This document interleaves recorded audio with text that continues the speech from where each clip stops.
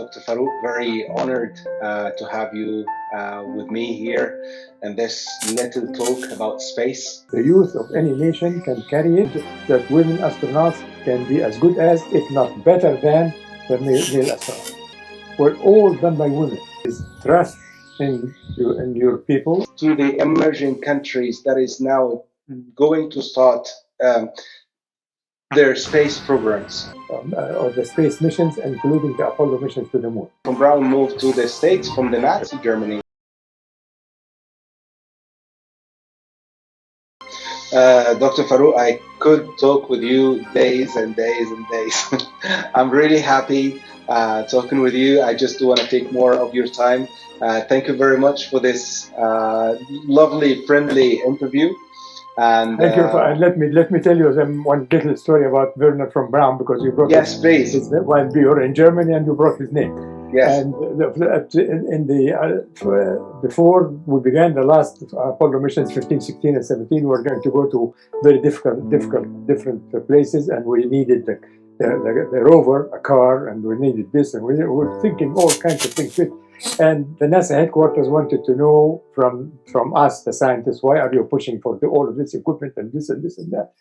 And so the head of NASA suggested that I would be the one to present to the management, the NASA management meeting, what is that the geologists were after us from the moon. So I brought in my geological maps and slides and this and that, and I presented a whole notion of what makes the moon, and why do we need to go to this place, and why do we need to travel farther from where we landed and collect samples and do that. And then after I finished the whole thing, Werner von Braun was the head of the launch center in one of the NASA centers. He stood up and he clapped like this, and he said, "Herr Dr. El Baz, we have heard all kinds of words about the geology of the moon, but we never really understood what can you have geology, which is the Earth, of the moon. And you have described that to us, explained it beautifully. So thank you, and sat down." So this is Werner von Braun himself. Wonderfully, Doctor. You also made us to touch the moon by letting them put the rocket. I touched it myself to put the rocket at the museum. Yes. Do you want to say the story behind it? I was after the Apollo program ended, December 1972. Michael Collins of Apollo 11 was going to be the head of the new National Aerospace Museum at the Smithsonian Institution. So we met with him, and he told me, "You come and do a space research operation here at the Aerospace Museum. I know that you'll do it well, so come and do whatever the hell you want to do." So I joined the Aerospace Museum, and we started working on the exhibits. What is it that you put on this and that? And I thought that one of the things that can be done so beautifully was to get a piece of the moon and put it in the lobby of that museum for all people to touch.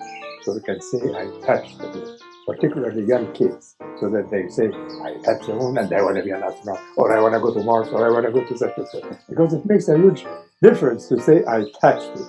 Because I remember going to Saudi Arabia and I touched. Right, to the holy place, to Mecca. The holy place, and it was something.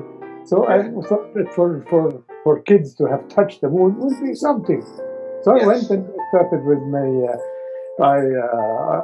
presentation to NASA, because I was party of the people that said no one could take a piece of the moon for any reason, not even the president can come and take a piece of the moon. Because this is a national treasure. Sure. And it belongs to humanity. Sure. So no individual can keep a piece of the moon, period. So if anybody tells you I have a piece of the moon dust, is a liar. That isn't. Right. Nobody has one. So I thought I would go to my colleagues with NASA, because I was party to the groups, and I told them we need one piece to put it in the system. Are you crazy? You're the one that said so I told them all kinds of stories, and it took me a year and a half to get from my own colleagues at NASA Houston to get okay, even though NASA headquarters agreed. to get an okay to get one piece of the moon to put it for, and they were afraid it's going to be broken. I said, well, there a piece of rock, which is a meteorite in Mecca, Saudi Arabia. It's touched by 2 million people, so we're expecting no more than 1 million, and nothing happens to it. And they say, how is it protected? I said, it's all nothing. It's one fierce-looking Bedouin standing next to it. He has a sword, not even a gun.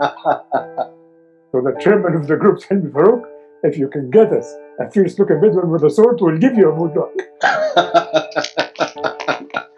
We need that exact guy. After a year and a half, they did give us a piece of rock, and I loved going for young kids. Come on, let's touch the moon. And people, when you look at their eyes and their face lights up. Young kids, 9 or 10 years old, talking to each other about a boy and his brother, and it lights up. You know, it has made connection in the spirit of the kid. So I thought I did well. It is, doctor. It is. Doctor, thank you very much. Thank you. Very honored. Everyone you. will see this will be also very honored, and Thank hope to see you soon, doctor, either in Germany or in Egypt, the States, all over, or even on the moon. Thank you. Thank you, doctor. Thank you.